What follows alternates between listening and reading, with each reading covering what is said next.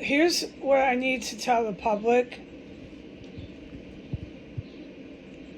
When the good military strikes, it'll be buildings like the CIA, the Pentagon, the White House. Okay, you got the point, right? Police stations, obvious places where there are hubs for Islamic terrorism and domestic violent terrorism. Nobody's wondering. A second grader at this point could do a good job on the pop quiz if I put one on the internet. If the good guys go, it's not if, I say things all wrong. My ears are plugged. We know what I'm going through. Okay. When the good guys go, martial law is then at that point in time put on the country. It is your job to stay wherever you are. Don't go running around. Okay, for your own health and safety. Okay. When the bad guys go, I'm going to head this so that this is what gets out there. I'm going to head this in letters, big, all caps. You'll see what I mean, headline on the thing. They strike Chicago, Seattle,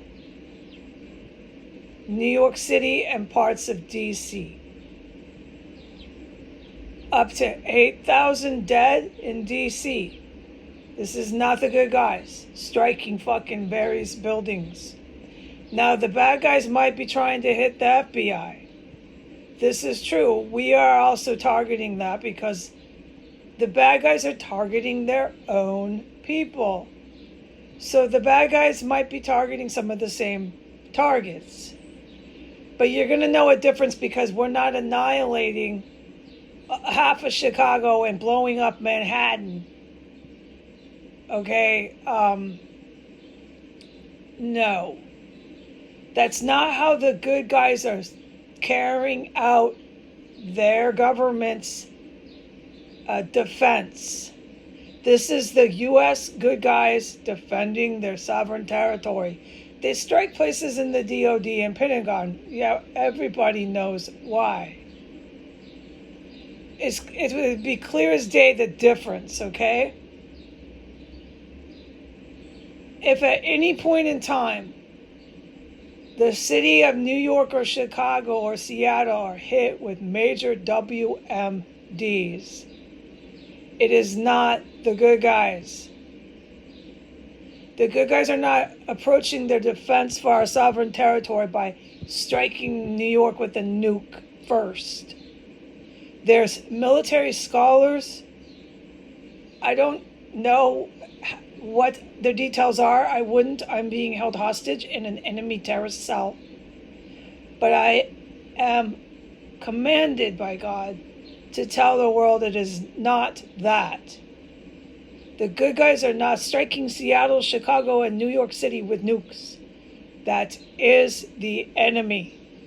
The enemy neo-Nazi military that has joined forces with Islamic terrorists. That is Iran and the neo-Nazi military striking our country.